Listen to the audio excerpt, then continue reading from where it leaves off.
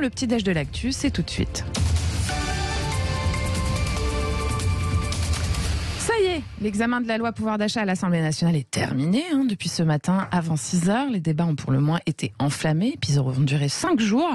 Tenez un petit extrait. L'augmentation des salaires, elle dépend d'abord du dialogue social et elle dépend de la santé des entreprises. Les salaires, ça ne se décrète pas. C'est l'économie qui fait les salaires. Il faut évidemment que l'économie soit en bonne santé. Si on avait laissé la bonne volonté du patronat, du dialogue, avec un rapport de force où les uns sont nettement plus forts que les autres, le travail des enfants, on l'aurait encore. Le dimanche, ils seraient toujours pas chômés. Les congés payés, on n'en aurait pas. Pas de sécurité sociale, pas de retraite, pas de salaire minimum. Il n'y aurait rien de tout ça. Qui a déjà touché 800 euros, 900 euros par mois? Personne. Vous savez pas ce que c'est. Vous savez pas la souffrance des métiers essentiels. Voilà, dans l'ordre, Éric Woerth de la majorité présidentielle, François Ruffin, LFI, Rachel Keke, LFI également. Ça a chauffé tout au long de la semaine du côté de l'Assemblée nationale. Alors, le thème de notre débat de ce matin était logique. Nos députés sont-ils à la hauteur des enjeux? On va en parler tout de suite avec Patrick Vignal, député Renaissance de la 9e circonscription de l'Hérault, Aurélie Trouvé, députée de la NUP de la 9e circonscription de Seine-Saint-Denis, et Jean-Christophe Gallien, politologue. Bonjour à tous. Bonjour. Madame, messieurs, bonjour et bienvenue sur Sud Radio. Merci d'avoir accepté notre invitation ce matin sur Sud Radio. Aurélie Trouvé, donc députée de la NUPES. Petite réaction déjà pour commencer à notre question du jour qui est un peu dure du côté de nos auditeurs vis-à-vis des députés, vis-à-vis de vous, et qui explique, selon eux, concrètement, nos députés ne seraient pas à la hauteur de l'enjeu. À 87% d'entre eux sur Twitter, ça vous fait réagir? J'ai envie de demander, ce qui se demande, c'est est-ce que le projet de loi sera à la hauteur des enjeux? Et effectivement, non, absolument non. Et c'est bien ce que nous avons critiqué pendant toute la lecture, l'examen de ce projet de loi.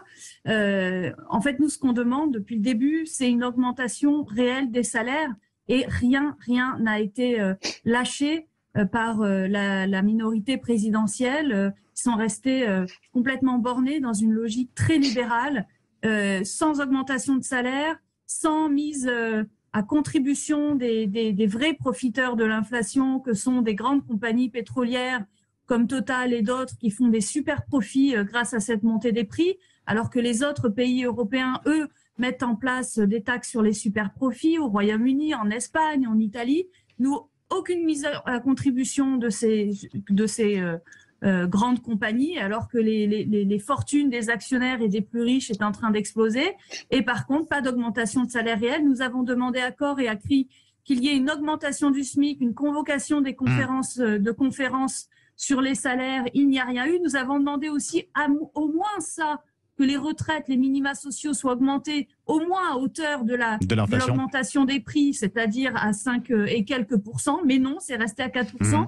Nous avons demandé au moins à ce qu'il n'y ait pas d'augmentation des loyers. Si c'est décidé, il y aura une augmentation des loyers de 3,5%. Vous imaginez le drame pour plein de familles qui n'arrivent déjà plus à tout payer. Donc nous sommes atterrés par la non-réponse de cette loi à une urgence sociale absolue. Aurélie Trouvé de la NUPES sur Sud Radio. On va faire réagir d'ailleurs justement la majorité présidentielle, en l'occurrence avec Patrick Vignal, député de l'Hérault.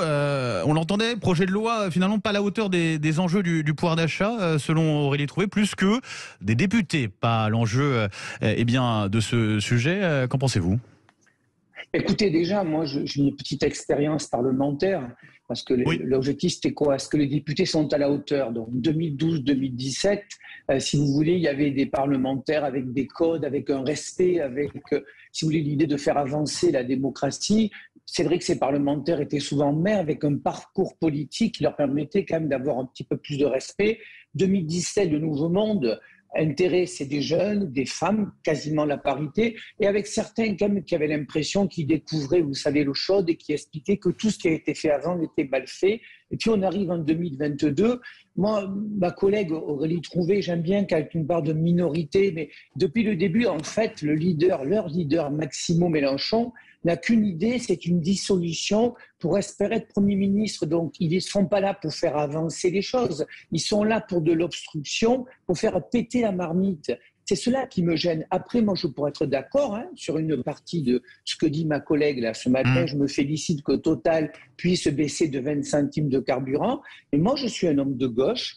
toujours de gauche, j'estime qu'effectivement, on a fait des avancées, c'est 40 milliards, on a fait en sorte de revaloriser les retraites à 4%, on a voté la décongélation des adultes handicapés, le million du RSA. Oui, il faut aller plus loin. Oui, il y a 10 millions de personnes qui ont moins de 1 000 euros, mais ce n'est pas en invectivant le gouvernement. Vous voyez, regardez les scènes de chaos dans cet hémicycle. Enfin, franchement, quand je vois des jeunes de la NUPES venir en t-shirt, en jean et en tennis, vous savez, dans ma circonscription, je ne suis pas souvent en costume cravate, mais on a perdu tous les codes. Ces gens sont là et c'est très gênant parce que je pense qu'ils sont en train de se discréditer. C'est pour cela que je dis à mes collègues de Renaissance de ne pas répondre sur Twitter à ces attaques d'une bassesse politique qui ne fait pas avancer le sujet. Moi, j'aimerais, comme ma collègue, que tout le monde puisse se chauffer cet hiver. J'aimerais que les salaires soient plus de 1 500 euros, mais j'aimerais qu'elles soient justes aussi. Avant de donner la parole à Jean-Christophe Gallien,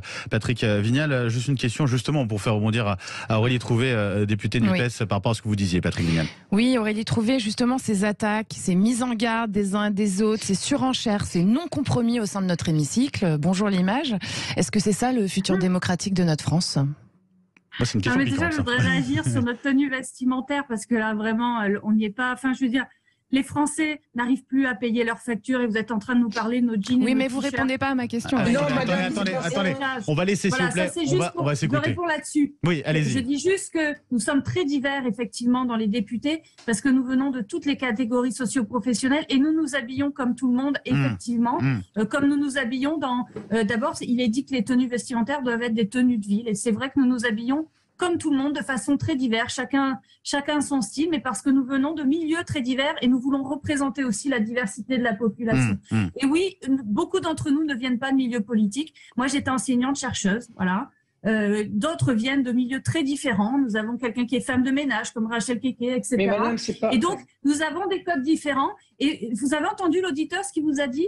Il a dit, nous ne voulons pas de députés godillots. En l'occurrence, c'est vrai que nous avons des désaccords politiques profonds. Nous voulons, et donc je réponds là-dessus justement à votre question, qui est très intéressante. Rapidement, allez-y. Nous voulons nous opposer à cette logique de destruction des droits sociaux qui prévaut depuis 5 ans. Donc oui, nous avons l'impression de tenir la baraque et nous allons continuer à mener la bataille pour que soit augmenter les salaires réellement. Il n'y a pas eu d'augmentation. Et ça, on vous a entendu là-dessus. Aurélie Trouvé. S'il vous plaît, Patrick Vignal, on a Jean-Christophe Gallien qui n'est pas encore réagi, politologue, je le rappelle. C'est dur de trouver sa place effectivement dans ce débat. C'est comme à l'Assemblée nationale.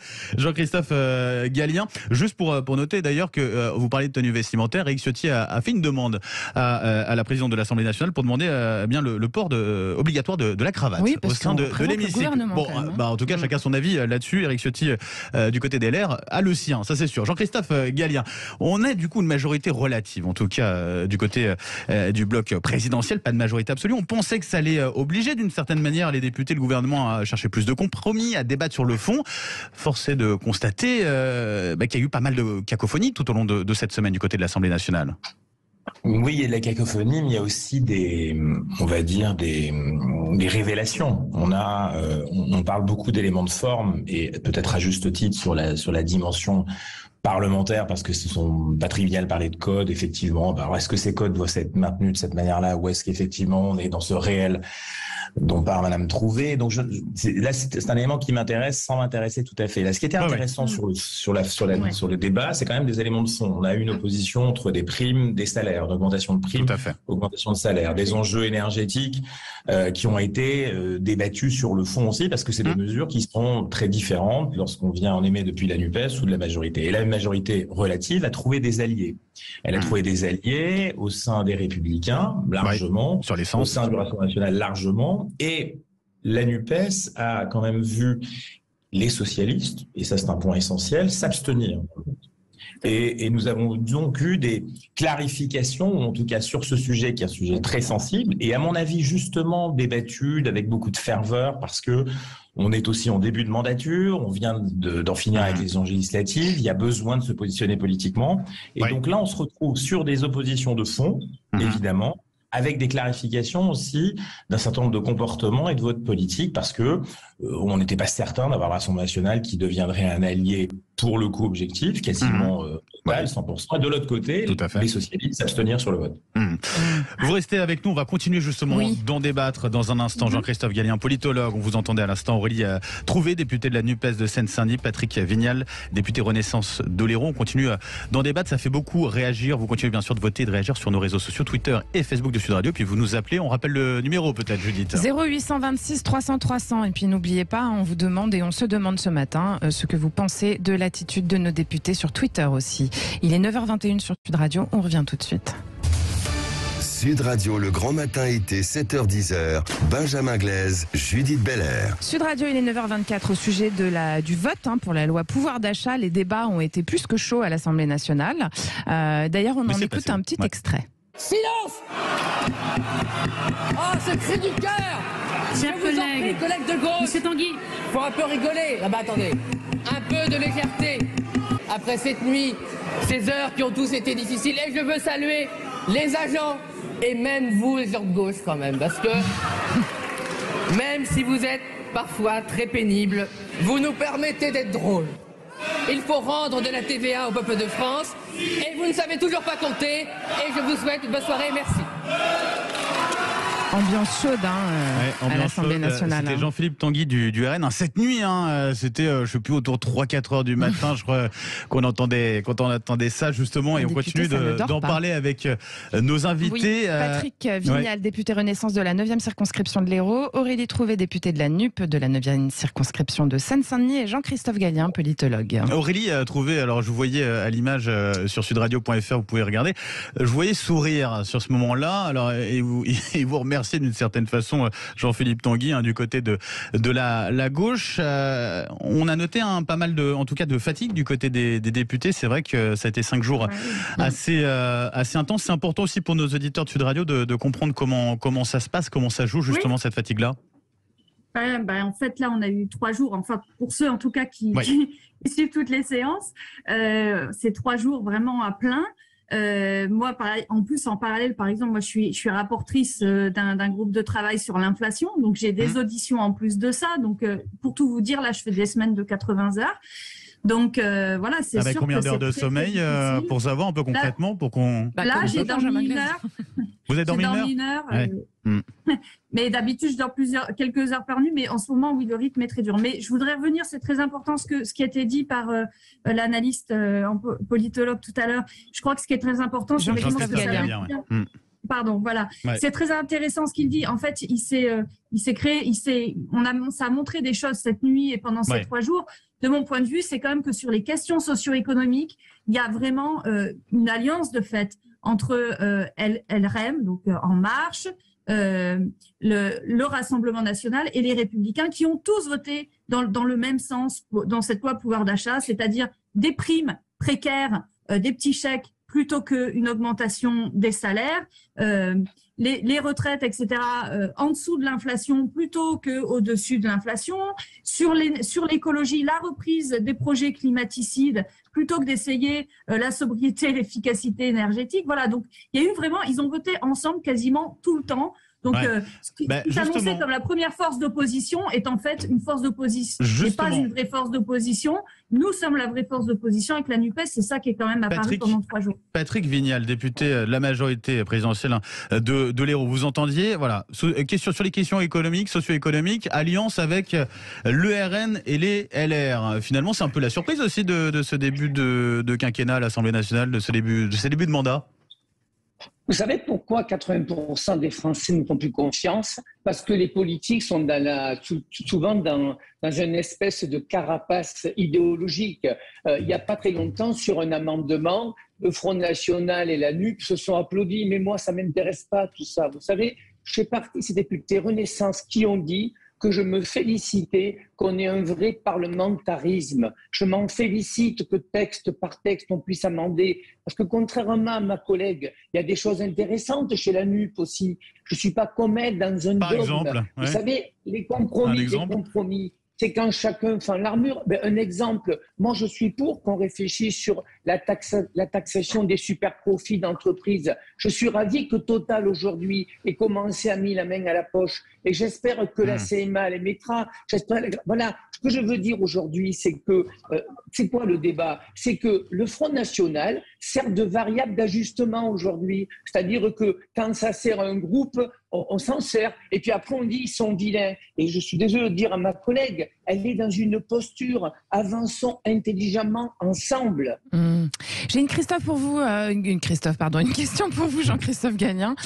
Justement, à la lumière des difficultés d'échange qu'on voit là, très clairement, autour d'une loi comme celle du pouvoir d'achat qui devrait être très vite votée devant l'urgence pour les Français, clairement, l'urgence pour le portefeuille des Français. Est-ce qu'on doit s'inquiéter de l'avenir de cette Assemblée nationale et est-ce que ça pourrait pousser le président Macron à la dissoudre tout simplement à un moment donné si ça continue comme ça? Peut-être plus vite que prévu. Oui. Non, s'inquiéter, je crois pas. Je crois que là, pour le coup, il y a une forme d'unanimité sur l'idée que le retour du débat, le retour des frictions, de la démocratie, je dirais, parlementaire au cœur du système politique français, qui le prévoit. D'ailleurs, la Ve République, elle n'est pas hostile à cette idée de majorité relative. Elle l'a imaginée et plutôt une bonne chose. Donc, je pense que là-dessus, il y a quelque chose sur lequel il ne faut pas être inquiet. Par contre, ce qui est certain, c'est que on a des mobilisations politiques qui vont évidemment s'organiser, notamment, nous avons un moment très fort évidemment avec ce projet de loi, cette loi qui a été votée cette nuit. Il y aura d'autres moments, notamment le vote du budget, la procédure budgétaire d'ici la fin de l'année sera un grand moment où on verra effectivement les uns et les autres se positionner politiquement. Si effectivement quelques semaines, quelques mois, voire un peu plus de difficultés et d'organisation avec ces débats très difficiles, l'incapacité, pour le coup, je n'y crois pas. Je pense que finalement, vous voyez, regardez, il y a toujours une majorité. Ils finissent par tomber d'accord, quoi. Il y a toujours un projet. Il n'y aura pas, il n'y a pas de bis repetita de la 4ème République comme on a pu connaître auparavant avec ces gouvernements qui s'enchaînaient et la difficulté de trouver des majorités. Non, je pense qu'il faudrait que le président de la République puisse se dire, voilà, c'est ce que certains ont imaginé, au bout de 18 mois, de 2 ans, écoutez, c'est trop difficile, on n'arrive pas, et que les résultats économiques seraient difficiles, encore plus difficiles. Ce que je ne crois pas, la macroéconomie, vous allez voir, elle ne sera pas si désastreuse que ça dans les prochains mois, parce que l'inflation, paradoxalement, elle gonfle les chiffres d'affaires de tous les États. Je n'aimais pas depuis la France, là, quand je vous parle, c'est une réalité partout dans le monde. L'inflation crée le chiffre d'affaires, gonfle le chiffre d'affaires des États, et notamment les marges. Parce que vous voyez, quand on attend des mesures, je dirais, de compensation qui ont été votées cette nuit, la réalité, c'est que les marges des États vont pas baisser non plus. Donc, la macroéconomie, je parle pas de ce qu'on aura dans nos poches à nous, donc il y aura ce qui peut se passer en réalité, c'est une difficulté entre le pays réel et ce qu'auront les gens dans la poche et la réalité des comptes macroéconomiques des États. Là, c'est quelque chose de très différent qui va certainement aussi enflammer le Parlement. Et c'est là où on pourra entendre peut-être une prochaine fois sur un autre débat Aurélie Trouvé de la NUPES, puisqu'effectivement, c'est une question bien sûr qui se posera aussi avec vous. En tout cas, vous les mettre en avant dans le débat. Le temps passe définitivement très vite. En gros, merci en tout cas à vous, Jean-Christophe Gallien, politologue. Merci à vous aussi, Aurélie Trouvé, députée NUPES de Seine-Saint-Denis, et puis Patrick Vignal, député Renaissance Majorité présidentielle de l'Hérault. À faire peut-être conclure sur le bilan là, de vos votes sur nos réseaux sociaux, oui, sur tout à fait. On vous posait la question justement sur ce que vous pensiez de nos députés, est-ce qu'ils sont à la hauteur de l'enjeu sur ce pouvoir à l'Assemblée nationale. Eh bien, résultat du vote, vous dites non à 87%. Voilà, résultat définitif. Merci à tous ceux qui ont participé à ce débat sur nos réseaux sociaux, Twitter et Facebook, bien entendu. Merci à tous.